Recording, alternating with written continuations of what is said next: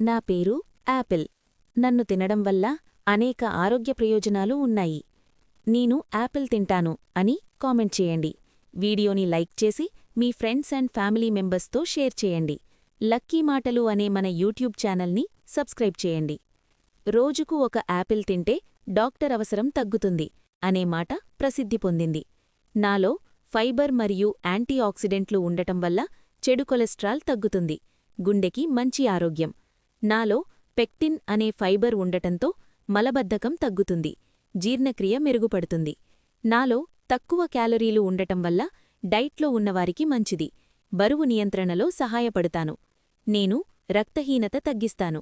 నాలో vitamin C ఉండటం వల్ల శరీరానికి రోగనిరోధక శక్తి పెరుగుతుంది.